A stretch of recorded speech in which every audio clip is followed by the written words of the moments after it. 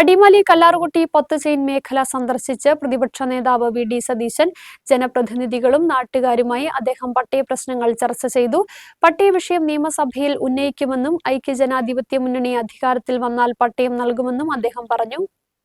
പ്രതിപക്ഷ നേതാവ് വി.ഡി. സതീശൻ അടിമാലി കല്ലാറുകുട്ടിയിലെ പത്തുചെയിൻ മേഖല സന്ദർശിച്ചു. കാലങ്ങളായി പട്ടയത്തിനായി കാത്തിരിക്കുന്നവരാണ് കല്ലാറുകുട്ടി പത്തുചെയിൻ മേഖലയിലെ നിവാസികൾ. മേഖലയിലെത്തിയ വി.ഡി. സതീശൻ ജനപ്രതിനിധികളുമായും നാട്ടുകാരുമായും ചർച്ച നടത്തി. പട്ടയ വിഷയം നിയമസഭയിൽ ഉന്നയിക്കുമെന്നും ഐക്യജനാധിപത്യ മുന്നണി അധികാരത്തിലെത്തിയാൽ പട്ടയം നൽകുമെന്നും അദ്ദേഹം പറഞ്ഞതായി നേതാക്കൾ പറഞ്ഞു.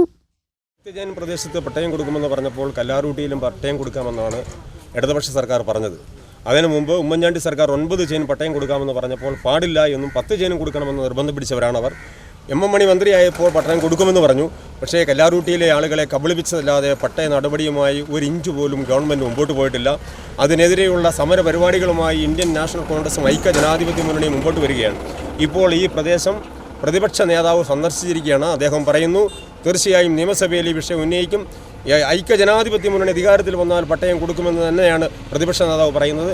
അടുത്ത നിയമസഭയിലെ വിഷയം ഉന്നയിക്കുമെന്നും അദ്ദേഹം പറഞ്ഞിരിക്കുക.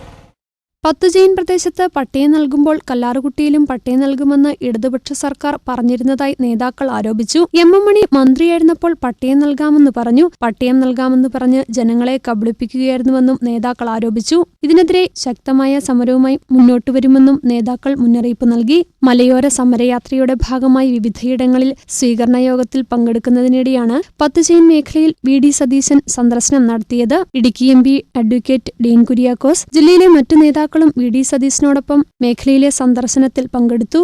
News bureau, Adimali.